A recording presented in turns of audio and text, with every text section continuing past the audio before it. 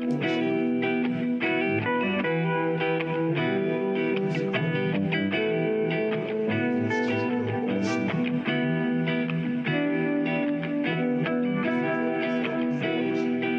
meditated. Musically meditated. Musically meditated. All right, welcome to Musically Meditated Podcast, episode 36. I'm your host, Joe Riley, and I have my co-host with me in the house, Sreten Jovanovic. What up, Sret?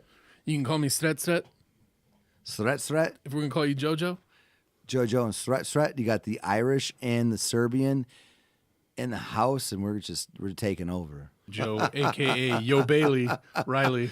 Yeah, that kind of hurt my feelings. I am like the very first batch of millennials, and I think it does. It starts in like 1982 to 1999, so I was born in 83, and my feelings were kind of hurt. I'm a sensitive Irishman. Why would you say Yo Bailey? Yo Bailey. Yo Riley. Baby, what was that Who song? Baby O'Reilly? I'm not the music guy. Oh, that's right. You don't even know that? God damn, man. I've heard of The Who. You know The Who. Yeah, the lead singer was in a couple seasons. I think the best friend of the guy from the Highlander spinoff. remember the movie Highlander? Yeah. Some of the best songs by Queen that are not on an album are on the Highlander soundtrack. Okay. Yeah. See, I know something occasionally. Right on. You ever listen to that soundtrack? No. It's great. I'm gonna make you listen to it. Please do. Yeah, we're gonna watch the movie. You're gonna I like a lot of John Carpenter soundtracks. Yeah, yeah. We're gonna talk about that sometime soon. Because the next thing you were gonna do, because I'm in your brain. Shameless self plugs. Yeah. All right. And that is to join the Musically Meditated Facebook page. And one of the things I linked on there was one of the songs in the soundtrack to the movie The Guest. Yeah, that was dope. Yeah. Yeah, that whole soundtrack's awesome. It's very good. It's like 1980s. That synth shit. Yeah, that synth, analog, palm trees, cocaine. Yeah. It was starting to come out. So right when that movie came out, it was very hard to market. Now, what's his name? That we had on the show before. He commented. We went back and forth. I think it was him. Who's Dom? You know what? No, Dom's a different person. Dom's his cousin. Shout out to Dom Shirelli. Yeah, I'm sorry. Dom's the man. Yeah, it's Mikey's cousin. Yeah, but Dom commented how it was a mix between that movie was hard to like. It was almost like I'm a paraphrase, but I'm trying to go from memory. But he said like if John Carpenter made a Terminator movie. Yeah, because it was grounded in reality. Good point. The movie, it was very hard to market. It was a creepy. It was actually a pretty good movie. I kind of remember the movie a little bit. Yeah. But the soundtrack was awesome. Right around the time the soundtrack came out, a very, very simple, very cheesy, but super violent. I don't even know how to describe the view. It was like top. So you just saw the heads of people as they moved around like hallways and shit. It was called Hotline Miami. That had an awesome soundtrack too that was very similar to the soundtrack to Guest, but I just liked the soundtrack to Guest a lot more. Cut to a couple years later, Stranger Things. Now I don't know where that synthy like 80s style of like electronic music, I don't know where it is or where it's going, or I don't know the current state of it. But you haven't watched either one of the Stranger Things seasons? No, but I know about it. I'm not a TV dude, but I'm trying. But that music's cool too. Okay. Not I've so heard much. Nothing but great things. It's a cool show. It's one of my favorite shows that came out that's maybe ever. But the soundtrack to it is awesome. And I watched a YouTube video today. The two guys that make that music, what they use all analog equipment. Nice. It was awesome watching them go through everything. And once they got a certain sound out of like a keyboard, but they programmed the keyboard so it came out with the analog sound. They didn't want to mess with it, so they like taped all their stuff down for the year that they were working on the project. I mean, it's crazy. Once they heard exactly what they wanted, they needed to leave it alone. I like that because analog's like. It's like a living thing. It is. You touch something, it's going to change, and you can't get it back. Let me get the floor for a sec here. Sorry. No, you're good. You're good. Speaking of that analog warmth and those keyboards and those sounds, we had Mike Shirelli on here before, HP Sneak Snap, when we had our electronic music episode. I don't remember the number now, 21, whatever. Please go back and revisit that. Just look for HP Sneak Step. But we were talking a lot about Aphex Twin. And Aphex, Richard D. James, had an entire collection of analog recorded, all of his drum machines, his keyboards, everything was all analog, and it's called the Analog Series 1 through 11, and that's what got me into analog. So please, everyone and anyone listening to this, go back to that. I mean, it's like old school techno, you know, not brain dance, but it's just old school analog techno, and it's so warm, it's so great. All those, like, he only released it on vinyl, and I have 4 or 5 out of the 11. And I remember when it came out in like 04, 05, they were there, they were available like through Reflex and on eBay, and I should have bought all of them because I know Mike still has some like in a basement somewhere in Gary, Indiana, like his ex-girlfriend. But yeah, we're gonna go find those one day. Sounds like the plot to the next Ocean's 11 movie. It does. It does. Stealing all your old AFX analog shit. We're coming for it. We're coming for it. But yeah, I like where you're going with this. Yeah. Yeah. So I'm sorry. No, but go ahead. Shameless plug time. Okay. Musically Meditated. We keep harping on it for the last 2 episodes. We are Musically Meditated is now on Spotify. On Spotify. It's the best place, the easiest place to stream and listen. I mean, it really is. And Sreten knows a lot more about this, but you know, more than I do. And that's not an easy platform to be put on top of.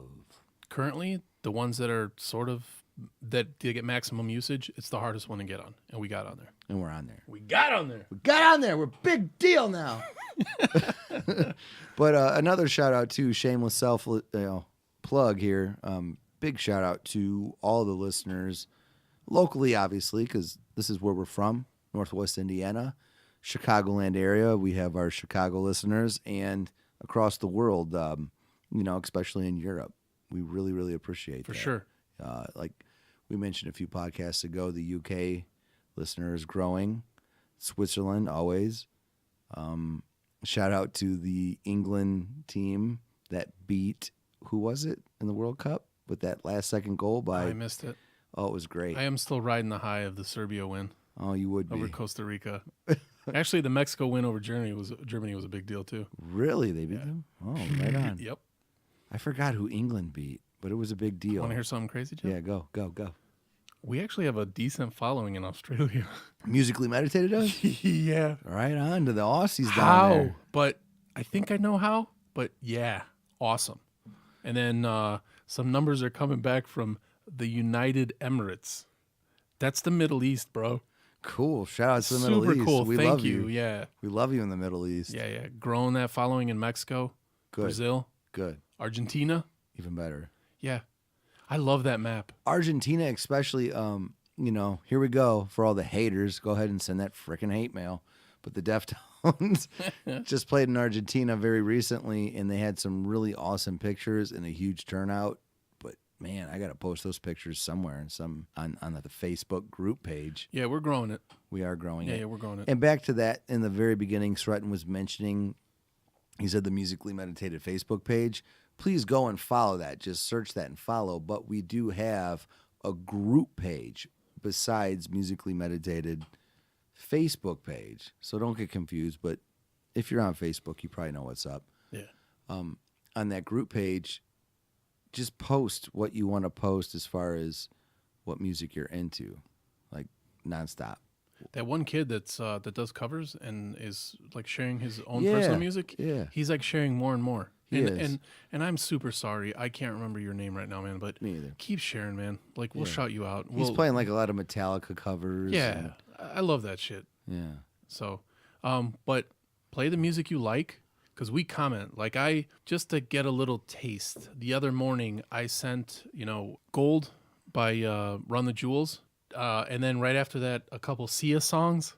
I remember your Sias. Yeah. And, I get a little random and I'm going to get a little more random. That's the way you got to do it.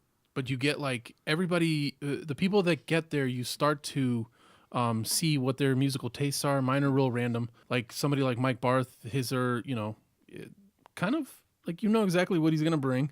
Like what genre, what years. He's that and old we goof on hip-hop him. head. Yeah, old hip-hop head. and we goof on him. And then you got just everybody's bringing different things, and we are starting to have conversations, which is awesome.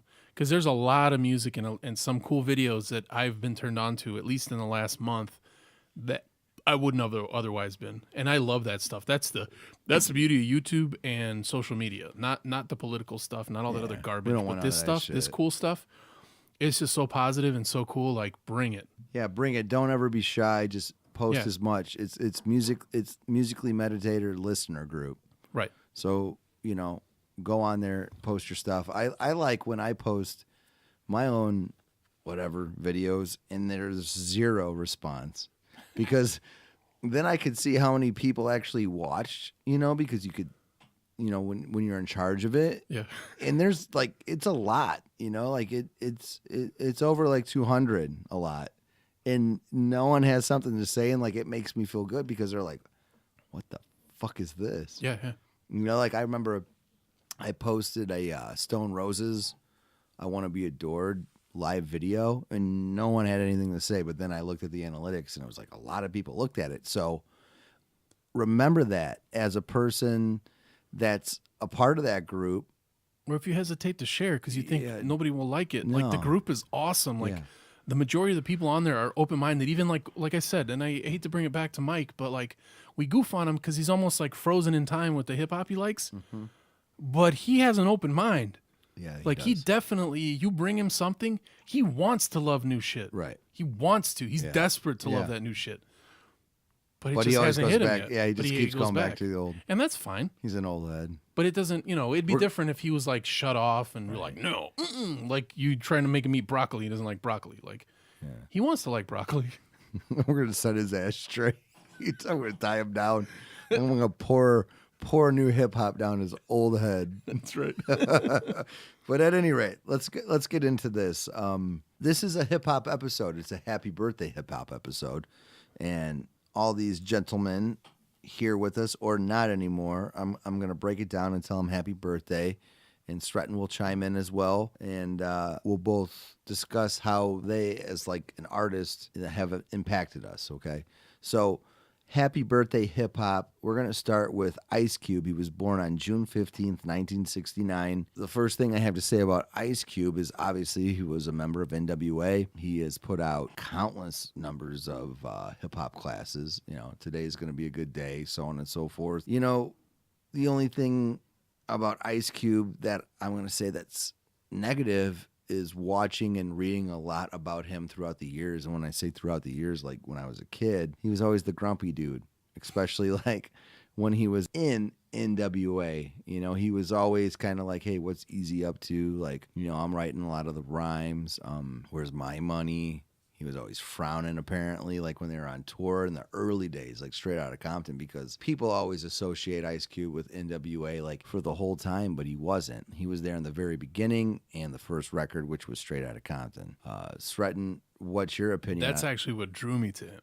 When I was younger. Nowadays, well, let's say the last, since 2008, that's how I'll say it. Now, give or take, whatever. My musical taste, I always had kept an open mind, so I liked a lot of different things. But that might not be fair, 2008. But when I was little, what is for sure is that I did not care for nuance in music. I did not care for, anything other than intensity. And I was really drawn to Ice Cube's grumpiness. His voice, he was my favorite of NWA, all the guys. He was my favorite. I hear that all the time. I found glad you said Eazy-E's that. voice. I found his voice annoying back then. Like, Bite your fucking I know. tongue. No, but go ahead. That's your opinion. But yeah, I found his voice annoying. I thought his rhymes were cool. Back then also, like, some of the stuff was sexual. Whereas Ice Cube was like, I'm going to punch your face. What about a bitch is a bitch? That was like Ice Cube's track. Well, even the way he said, like, the way that Easy said bitch was almost like this sounds so dumb, almost romantic. They could be like, you could go, okay, he's pissed, so he's saying bitch, but he's also, maybe he's horny, so he's saying bitch. Whereas Ice Cube was always saying bitch, like, bitch, I'm going to get a firearm right now, or I'm gonna make fists. It's funny how it was never sexual. He never. Right, but that's funny because he was saying it in that aggressive manner, how you perceived it. But Easy was the guy that like lived that aggressive manner that he was saying. Yeah. Because he was the G. Ice Cube wasn't the G. Like Ice Cube, he had the voice for it. He had the voice, and he's an awesome MC. I mean, there's no doubt, but he didn't necessarily live that life. Like No. when he joined NWA, he was going to college. He came from a very good family, like a family that was still together. No disrespect to anyone that comes from a split family, but you know what I mean? Like he came from a very solid family background from South Central LA. Easy did too. Like his mom and dad were together, but Easy kind of ventured. He's from Kelly Park. He was a Kelly Park Compton Crip. Like Easy dabbled. Like he was a straight G. Like no bullshit. Cube, no. He just had that, that authority. Yeah. Like that voice, Yeah. And not only that, Cube had the rhymes, like Boys in the Hood was written by Cube, but it was written for a group called HBO who were from New York.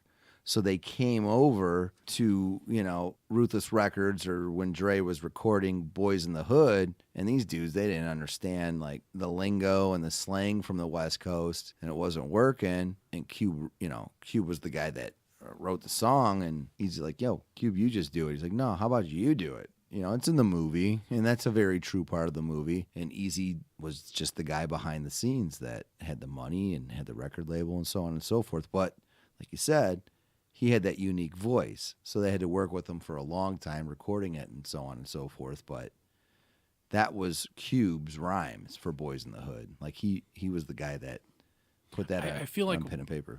Correct me if I'm wrong, but each individual person that was in NWA, like as a whole, as a band, they woke up America as far as what they were trying to do. And like my brother Boyan was saying, like the impact they had when they were touring, where there were whole cities trying to actually not accommodate, but keep them away. Yeah. Like they had a whole history that no other band, maybe of that genre had. Because before that, like, during the times of maybe 10 or 15 years plus and minus Elvis, it was like devil music, like rock and roll is the devil music. Well, think about it. Yeah, go ahead. I'm sorry. But what I was going to say was they each had as a whole band, they had an impact, but they each had an individual impact on hip hop and music. So Ice Cube had his thing, which is probably why he was able to transition later into West Coast, into what do you call it? What did he get into after NWA? Well, he started his With own Mac 10. He started his own solo career through Lynch Mob, but Lynch Mob was a record label that was funded and started by Def Jam on the East Coast. But he still rapped about West Coast shit, and his crew was from the West Coast. But when Cube left NWA, he got Russell Simmons approach. Like he got Russell Simmons. Well, it was. Let me backtrack. Priority set it up, but he was able to get New York producers to make New York beats to do Kill It Will when he was rapping West Coast shit, which is really, really before its time. And that's what set him above everyone else in the NWA camp as far as a solo artist goes. Like even Dre couldn't have done that by himself because he had Snoop, right, when he left NWA. MC Ren, I'm going to get into that here in a second. He could have, but he didn't. And then Easy was Easy, like here's a little tidbit about Eazy-E and his power on the West Coast. A lot of people don't know this, but this is a fact. It's a fucking fact. Russell Simmons from Def Jam, if he was interested in an artist on the West Coast, okay, he would ask Eazy's approval, okay? Like Eazy-E was West Coast hip hop with Ruthless Records. I mean, for Russell Simmons to ask your approval, and Eazy was just fucking cool about it. Like, hey man, this is an open market. Come on over, like Russell Simmons, like you're the dude, like you are hip hop, Run DMC, so on and so forth. Right. But to think about that for 1 second, if Russell's asking Eazy-E's approval to come over and get West Coast artists, that's big. That's really big. So we're getting a little bit off subject a little bit, but with Ice Cube, but happy birthday to him. Yeah. He was the grumpy dude, but he was that guy to give him credit. He felt like he caught Eazy-E and Jerry Heller's, hand in the cookie jar, and which he kind of did. And he dipped out and it worked out for him. The only other thing I have against Ice Cube was when they made this movie Straight Outta Compton, he had his son in there. And his son did a great job playing him, but Eazy-E's firstborn, Eric Wright Jr., was supposed to be Easy, and that didn't happen. And I thought that was kind of shitty. They should have taken care of Eazy's boy. Give him all those fucking royalties and so on and so forth. It's not like Eric Wright Jr. was a way worse actor than Cube's boy, but I'm just very partial to Easy. I know. Very, very, very partial to Easy. I Just felt like we're starting the Team Morrissey, Team Robert Smith thing. Yeah. We're gonna start Team Easy, Team Ice Cube. Team Easy Ice Cube or like Easy versus Dre again. Bring that back from '93. Dre. Yeah, but Dre's the man. So let's go into this. Let's transition to this. So yeah, happy birthday, Ice Cube. Happy birthday. We're gonna transition into I love Easy, but my most favorite MC from NWA is MC Ren. Happy birthday to him as well. June 16th, 1969. His full name is Lorenzo Patterson. He is, to me, the most underappreciated, forgotten rap god, especially from the West Coast. And let me get into why that is, all right? I'm going to break down the NWA history. When Cube left, he was really cool at Ren, but he left. So it was still Dre, Yella, and Easy. So they did 100 Miles and Running, and then they did, I'll just say, Homies for Life, because I can't say the actual title. Right. All right. So then they did Homies for Life. Homies for Life by NWA, to me, is in my top 5 most inspirational hip-hop albums of all time. It's the birth of the G-Funk era, okay? Dre was incorporating his best production, because we talked about before on an earlier podcast, remember? The whole breakup from 91 to 92 and like when that went on and so forth. But MC Ren was all over that album.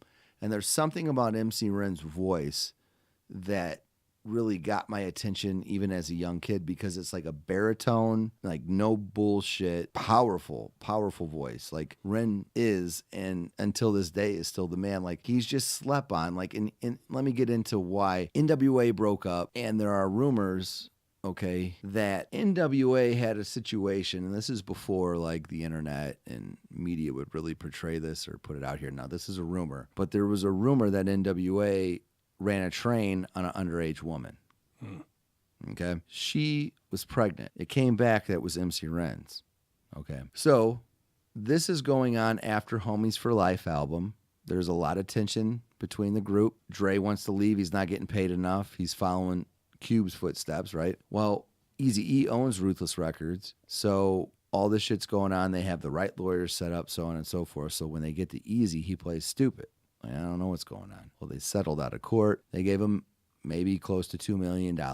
Dre leaves. During this time, when it was going, like when this was all going on, there was an album called Life Sentence, and it was supposed to be MC Ren's first solo release. And the main track, a lot of people don't know this, but the main track for this album was the Deep Cover Beat. Remember that track? It was Snoop and Dre for a particular soundtrack. I forget what it was. Was it Deep Cover, the movie? I gotta hear it. I would know if I heard it. I wish we could play it right now because the bass line. But at any rate, like that was one. I think there was 6 total tracks. But since Dre left with Suge, because Suge took him and took DOC and Michelle A and so on and so forth, he took that particular track and made Deep Cover, and Snoop was on it, and so was Dre, and it was Death Row's first actual release single, and it blew up. And that single blew up right before The Chronic came out. So Ren kind of got screwed. And the reason he got screwed was because of, like I said, these sexual allegations. The group was breaking up, and then Dre had all this material with him, for him, but he kind of stole it, and he took it for himself on The Chronic. To set the table for the To Chronic. set the table for The Chronic and Death Row. And then meanwhile, when this happened, MC Ren really started to get into the Nation of Islam. Much respect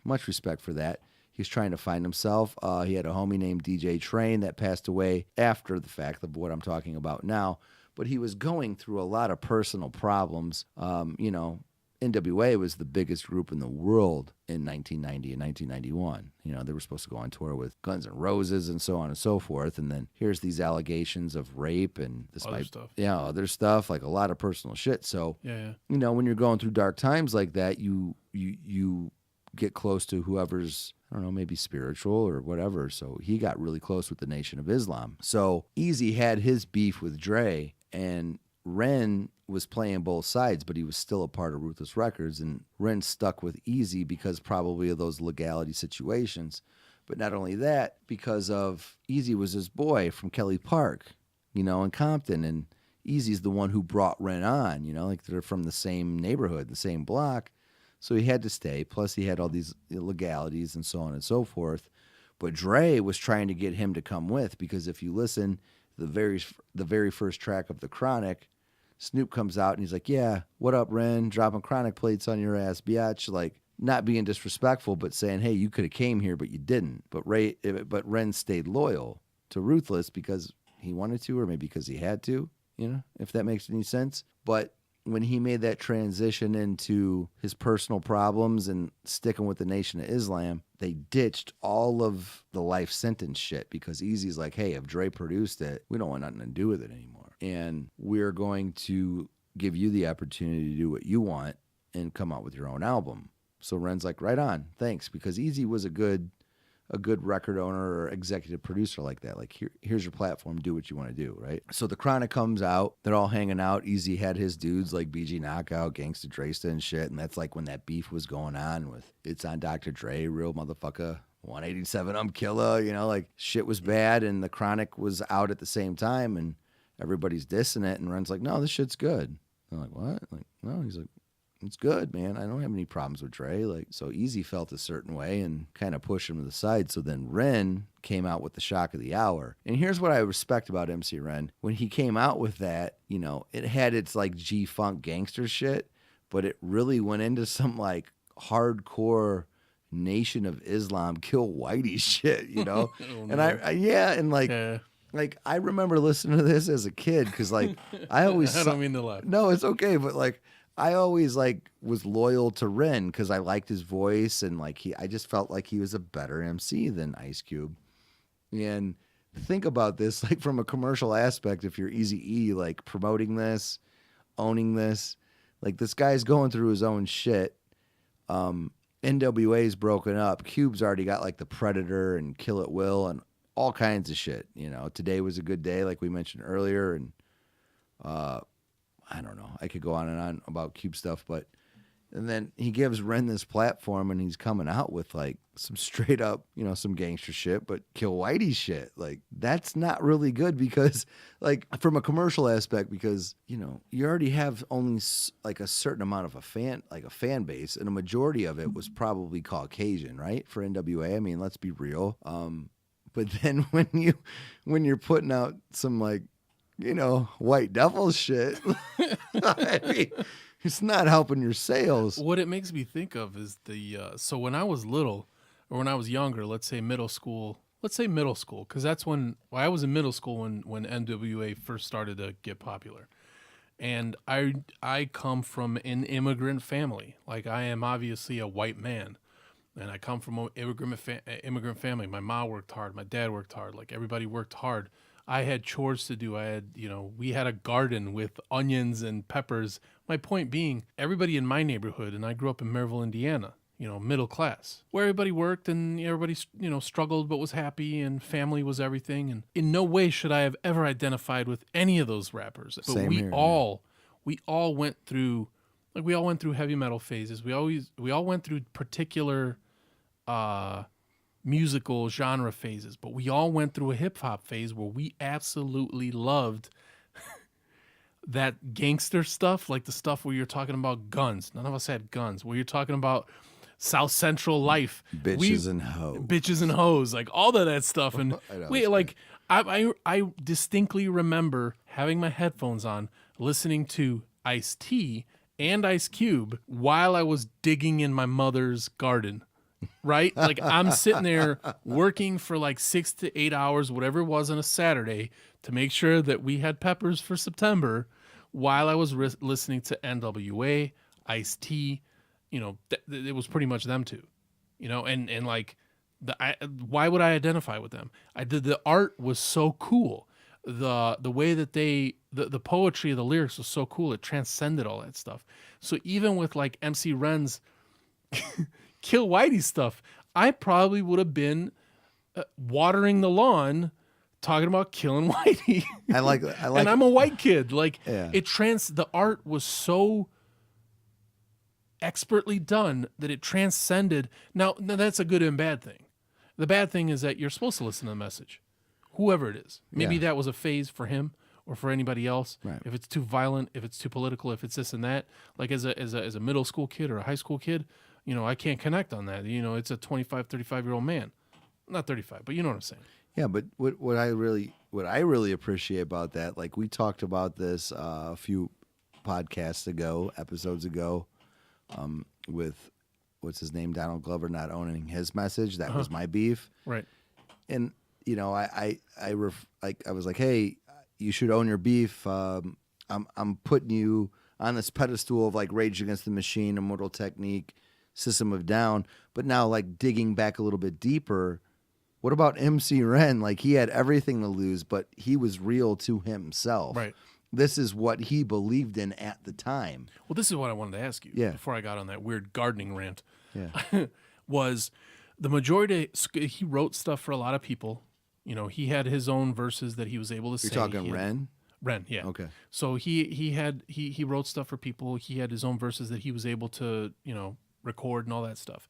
Now, the majority of his themes, this is my question, because about the time, right as that transition between whatever that was, 6 or 7 years between NWA and then Ice Cube's career, The Chronic, you know, tail end of Eazy-E's career, and the way hip hop was going with Tupac and Biggie and all that other stuff, like that little branch out there was the theme was beef back then. Well, between Eazy and Dre, and a little Well, bit even between East Coast, Cube. West Coast, like Biggie and Tupac. Yeah. That was right before Biggie and Tupac started. Well, yeah. Let me answer that question for you.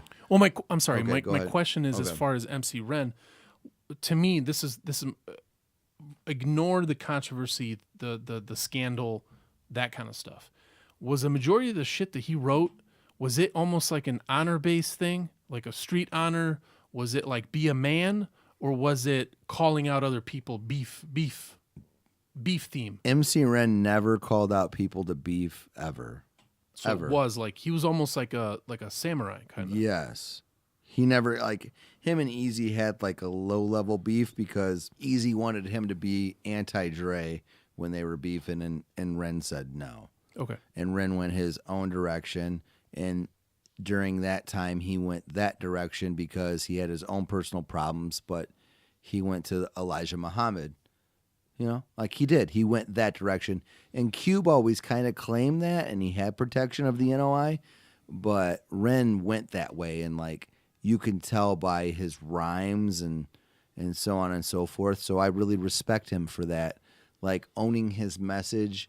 The album is Shock of the Hour I'm talking about, for all you hip hop heads out there that might not know. He, you know, that was his opportunity to be gangster, or, you know, maybe try to copy off The Chronic or what Cube was doing, like Predator at the time. But no, Ren kept it real. Like he kept it real to himself, and I really love him for that, and I really respect him for that to this day. And not only that, he is a fucking awesome MC. And just much props to MC Ren, and happy birthday. Happy birthday. Happy birthday. We took Ren. a long way to get you there. Yeah, Happy birthday. we did, but he deserves all of it. He had like maybe two I don't know, like seconds in Straight Outta Compton, like his character, like he didn't say much. Like they didn't get into the MC Ren anything, and that pissed me off. And they didn't get into Homies for Life album, I'll call it, at all. That pissed me off because that was like Ren's main time to shine. Like he had a lot to do with that album, and his voice was great on that album. He was really at his peak, but like I mentioned with the rumors before of these sexual allegations and whatever, he had to find himself. So kudos to him doing what he wanted to, and he went a totally different direction. Didn't help him out maybe in the pockets in the long run, but happy birthday, MC Ren. And now let's transition. Ren needs to get his love, man. I love MC Ren. Let's transition into another birthday. I mean, we could talk about this guy for hours. Tupac. He was born June 16th, 1971, which is really crazy because that's when Ren was born, but he was born in 69. I can't really say nothing that hasn't already been said about Tupac. You know, I was listening to Tupac records before. I shouldn't say before NWA, but like really digesting them and, you know, watching the videos and, you know, being an idol for me as a young kid. So happy He's a hip birthday. hop rock star. Yeah, I mean, happy birthday, Tupac. Yeah, happy birthday. I mean, if he was still alive, I don't know what would be going on anymore. Real quick, Sreten, what's your favorite album by Tupac? I know it sounds weird, but the Machiavelli one. Yeah, me too. It's really raw. It's really rough. Even though I really like the one that's dedicated to his mother, that song. I like that song. Dear Mama, yeah, that's on. So I don't know what album that's on. That's on. And Me and My Girlfriend, it might be on the same one, but I think it's 2 separate albums. It's not on All Eyes on Me, is it? All Eyes. I'm not sure. Yeah. But Machiavelli I like the most. Yeah, Machiavelli was just raw. It's like right before he passed away too. Was it right before? Yeah. Okay. Yeah, it's not on All Eyes on Me, but I got to look it up real quick. But yeah, that's my favorite. There was a mythology to it. There was like a Is it All Eyes on otherworldly thing to Machiavelli that I really liked. Like I said, back then I wasn't crazy about nuance. I always wanted intensity. It had to be intense or I wasn't into it. What was the first song like you remember listening? What was the first Tupac song you heard when you were a kid? I got my story, but I want to hear yours I don't know. because I could still don't- rap it until this day. Well, then you tell yours because you know how I am with this stuff. I know, but hold on. I just want But to. I guess Machiavelli. But after, I mean, I don't even know the timeline. But to listen, which song was it where the verse or what's the main part where the beat was cocking a gun and shooting it? Oh, that was Bone Thugs, Thug Love. Are you sure? Yeah. With Tupac? Yeah, All that's right. Bone Thugs with Tupac. But let me get back to that. Dear Mama was on. I can't believe I can't remember this because it was such a huge Me Against the World. Let me backtrack into my Tupac moments as a kid. My mom would always buy me single cassette tapes, and I Get Around from Strictly for My Homies. I'll call that album. Do you remember that I Get Around video? Like he's No. just like in a tub and with a bunch No, I of don't chicks. remember. It's- No, I don't remember. and that. he's with Shock G and all them from No, Digital I don't remember Underground. that at all. That was a huge video and a huge song of my life. So that was my first Tupac experience. And then I remember, Joe's like, what's all this booty? yeah, what's all this boo? But yeah, you could just tell he gets around. I mean, listen to the lyrics, but Me Against the World, that's the Dear Mama stuff, and that really resonates with me because at that particular time in my life, unfortunately, my grandmother, Joan Whitaker, or her original name, Joan Smart, she lost her battle with cancer at a very, very young age of 53, and she was living in Indianapolis, Indiana at the time, and we were up here in Northwest Indiana, half hour away from Chicago, 40 minutes, whatnot. And my mom was around our age now, like early 30s or whatever. And she would have to go down there and visit. And it was a really, really hard time for me and my family. And that song had just came out. And I remember my grandma finally, unfortunately, lost her battle with cancer. And that came out. And I remember my mom bought me Against the World. And I would listen to it in my room. It was like 1996, dude. No, it was like 95 or something. And I Around would there. I would just blare that song, and like to this day, like Mother's Day will come around or whatever, and sometimes that'll come up, and it makes my mom remember that time, like when she lost her mom. So special moments. Tupac was always a really, really great artist to tap into that. I mean, he could move you revolutionary, like in a revolutionary sense. He could move you in an emotional sense. He could move you in some thug shit. Like he was great. He was all over the board. But happy birthday to Tupac for sure. Next one, transition real quick. Kendrick Lamar. Here These we guys go. are all born within a day or two from each other. Yeah, this is all in all these Geminis. You gotta keep your eye on them Geminis, people. Just remember that. Kendrick Lamar, born June 17th, 1987. Kendrick, and what's funny about this whole list, this entire time, it's all West Coast, which is really cool because I've never been out there, but I've like looking at this, like so many West Coast MCs have been a huge part of my life. But Kendrick, I don't know where to start or where to finish. I'm really happy that he's a part of hip hop. Everything that he has put out thus far is great. From a social standpoint, from an MC standpoint, he's just a really, really quality guy, it seems like, and I support everything he has to do. Section 80 is still my favorite. Pimp a Butterfly is great. Damn is great. We can go on and on. I like Damn. You like Damn? Yeah. That's your favorite? Yeah. But I'm really happy that we have another West Coast guy from Compton, so happy birthday. Happy birthday. And on the same day, but just a little bit later, we have Crazy Bone, June 17th, 1974. Crazy Bone? From Bone Thugs and Harmony. You know, if there wasn't an Easy E, there wouldn't be a Crazy Bone. You know, Cleveland's Finest. That's another album, East 1999 Eternal. We've talked about it before. I know it was on episode 4 a little bit. Cleveland's Finest before fucking LeBron James. Go Browns. I'm a Browns fan, you know, so yeah, maybe they need Crazy and Bone just rapping at every halftime show in Cleveland Browns games. So just a suggestion, but yeah, shout out to Crazy, man. You know, when I remember, here's a story I have about that album, East 1990 Eternal. If you had it, like if you actually had the album when you were a kid, like when I was, 96 or whatever it was, like people would hang out with you.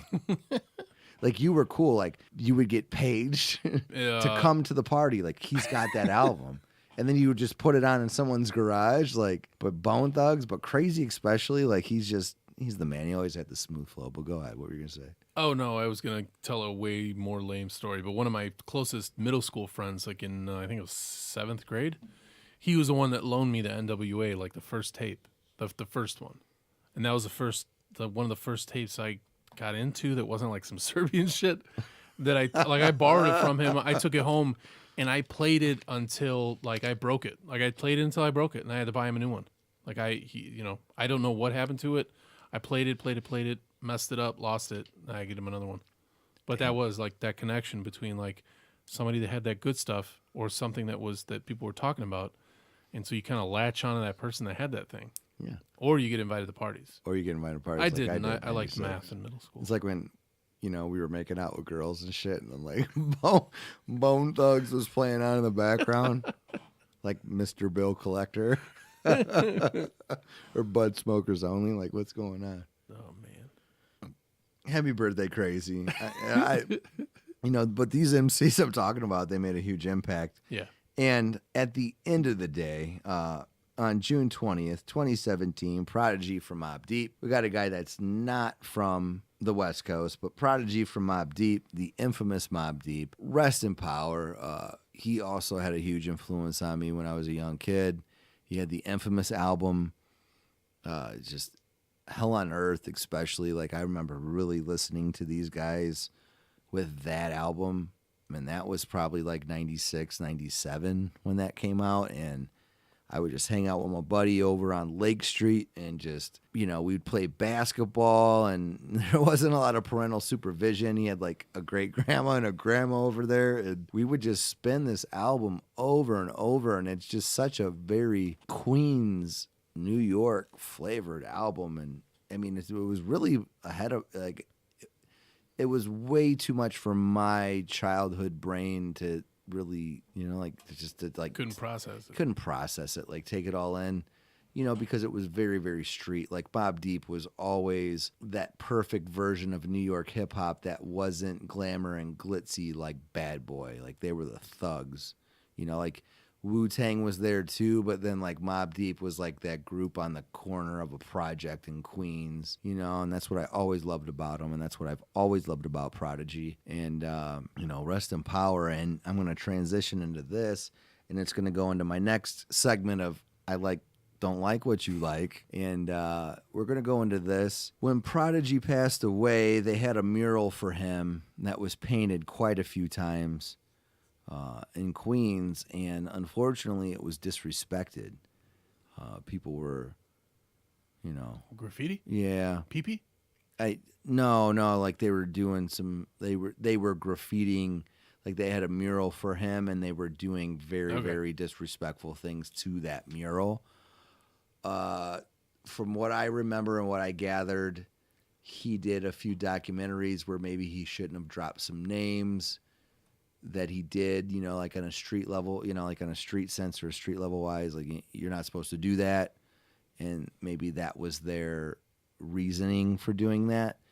But what I'm getting at is everyone needs to respect the dead.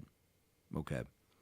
And I'm coming from a condescending like vibe, but I don't think so. Okay. Just remember that. It's very, very important. And regardless if it's a MC that influenced you or your neighbor next door that passed away yesterday or someone you know's cousin, like keep keep it in your mind. Like, just be respectful. Yeah. Don't do shit like that. Yeah. You know. There's two ways you can go with it as far as respecting the dead. One of the two ways that's very important is those people are gone. They're gone forever. So there should be a little bit of respect for the fact that they're not somebody that you can open a door and they're sitting on a couch or in a chair and they're right there. Like, they're gone. So respect that. And respect that, and keep in mind, like there's a lot of people that are grieving that love this particular individual. Right. You know, that you're talking shit about, or in this particular case with Prodigy, you know, you're spray painting on this mural that a particular artist spent a lot of time putting on a wall for him. That's some bullshit. I don't like that. Like, even if it's like a street code that I don't understand what he said on a documentary or whatever it was, like, just come on, man. Let it go. Let it go. Yeah. Let it go. A lot to be said for letting shit go. Yeah, and I'm going to transition into that of I don't like what you like, all right? And this is related to the Prodigy. I laugh every time you say it, but then we get into something serious. Something serious, right? It always goes. But I can't help but laugh. It goes serious. But recently, unfortunately, XXXTenacion, a newer rapper, was gunned down in his car in Florida. He was shot 3 times in his neck, and, rest in power to him. Condolences to his family, but I'm going to get into what I witnessed, on social media that I didn't necessarily... after the fact that I didn't care for. So I'm going to start with this. If Facebook has the opportunity and they have the power to put people in Facebook police for sharing their bullshit political views, right? Could you please do this, whoever you are on YouTube, Instagram, Facebook, all that crap? When a young man like XXXTenacion gets gunned down, could you please take off the video footage by the first responding people or officers that show him dead in his car? Because that was there, all right? Really? Yeah, and that's really, really bad because, like I said, keep in mind, this young man has a lot of fans that rioted after the fact, like they showed their love for him in Florida, but he has a lot of fans, and not only that, he has friends and family, okay?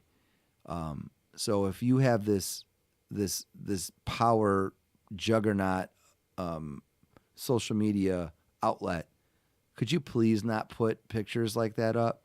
I mean, let's just be respectful, seriously. And another thing, transition into the first responding people. Unfortunately, we're in a culture right now that might not dial 911 and just wants to shoot to get the most views. And unless if you're in that situation, it's kind of like a fight.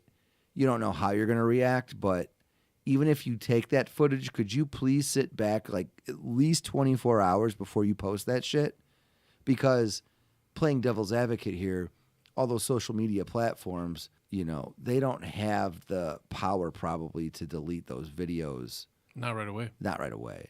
So everything that I came across,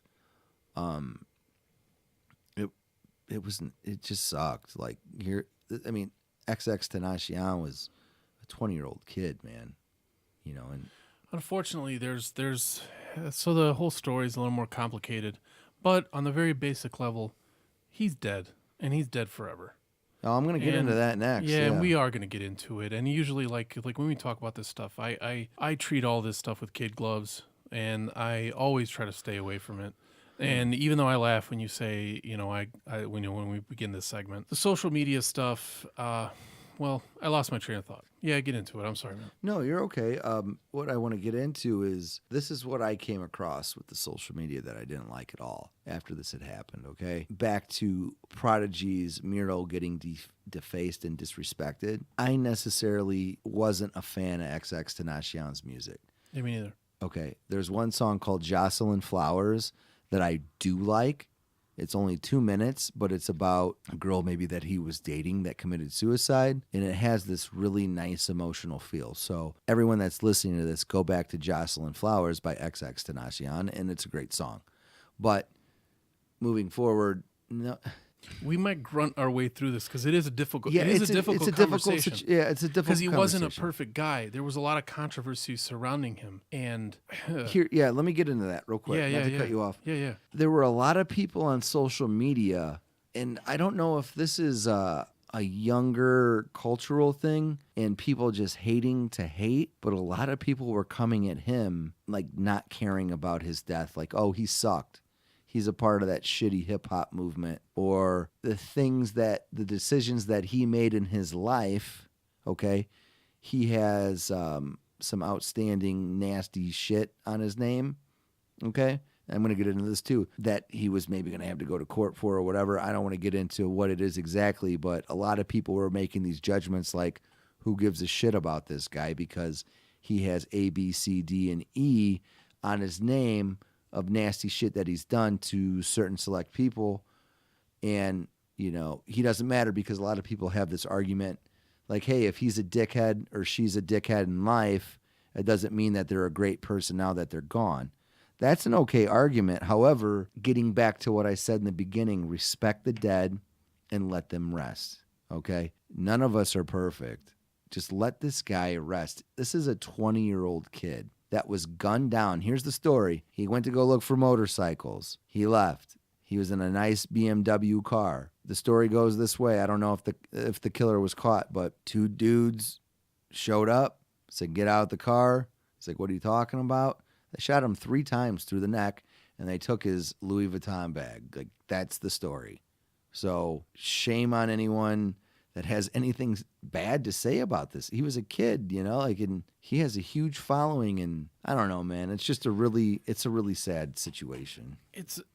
Here's my thing, and again, like, you know me now, Joe. Like, I keep my mouth shut about most of this stuff, and I steer away from controversy and opinion, and the audience is very important to me and what we're doing. Something like this, like, I'm a big proponent, and so are you, of forgiveness, of the fallacy of being a human, and certain people are fucking evil and shitty and awful and all this stuff. But there's got to be a level of forgiveness, and if somebody's already gone, like, to say, like, if you have certain things that you've done that probably would have landed you even in jail, to say, like, who gives a shit about this guy that got killed, it is rotten. It's rotten. It's not a death sentence if you do some awful, awful shit. Like, and just to go straight at it, just to go, like, for me, so I'll cop to it, just to go straight at it.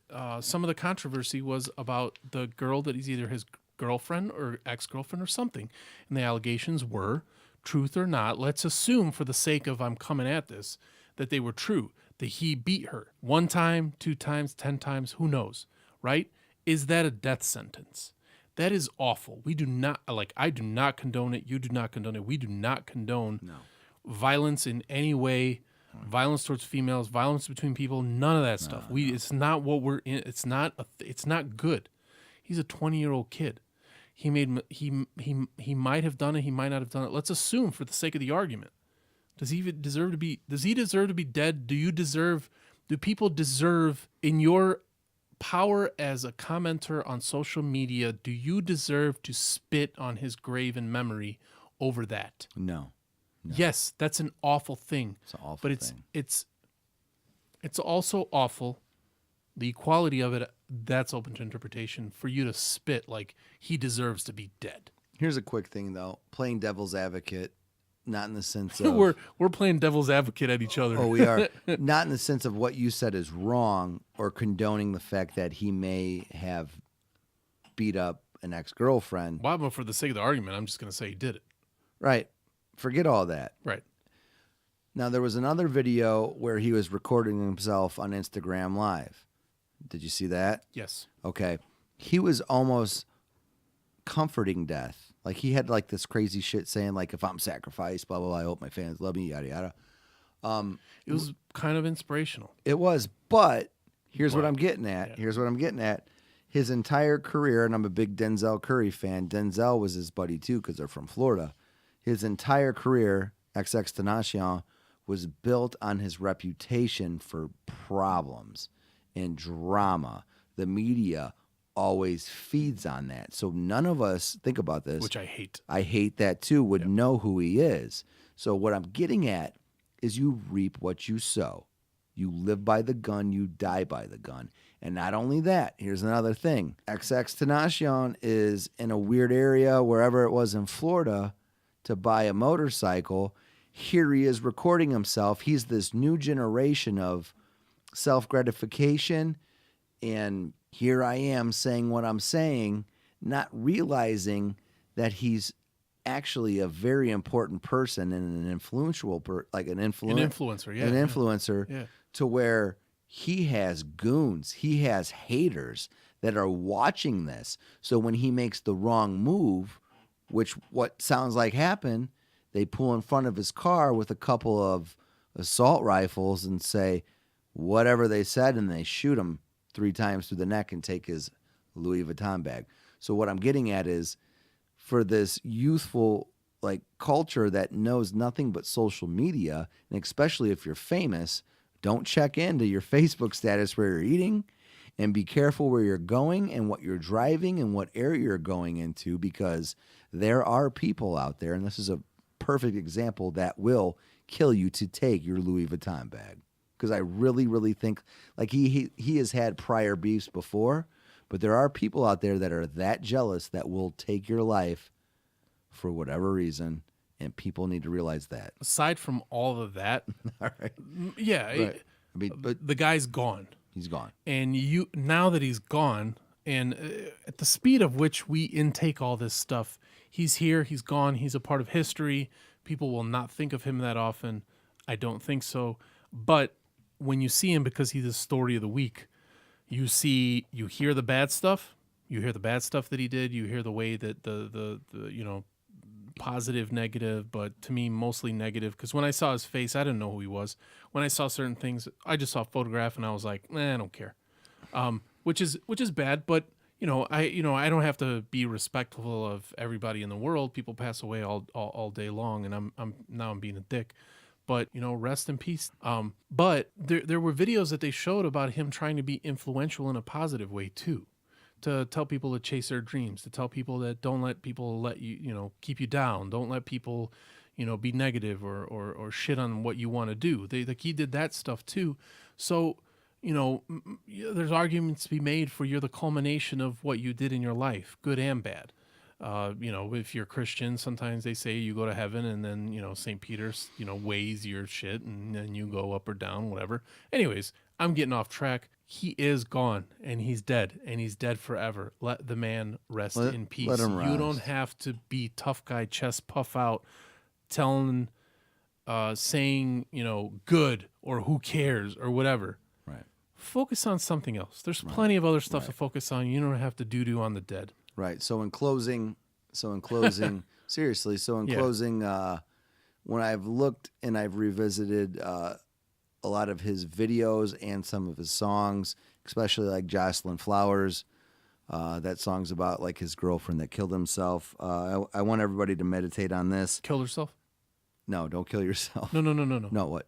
The girlfriend that killed herself. Herself. Okay. Her name, like the song is called Jocelyn Flowers. If you revisit a lot of his music, there's this dark emptiness feel to it. Like I don't celebrate it like on a regular basis. I really don't know that much about him, but getting to that song Jocelyn Flowers, and like with Anthony Bourdain and Chris Cornell, and we can go on and on, and Chester from Linkin Park. There's a big thing with mental health that people should realize. So to meditate on this, there is nothing more important than your mental health, okay? Please don't let anything or anyone come in between you and your happiness and your healing. So meditate on that.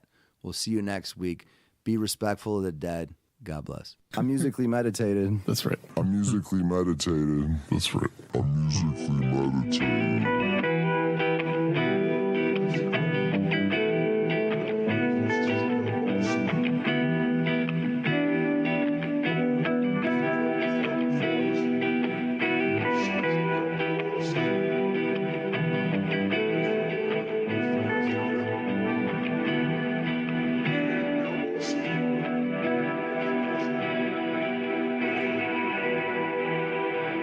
producer my ass over there.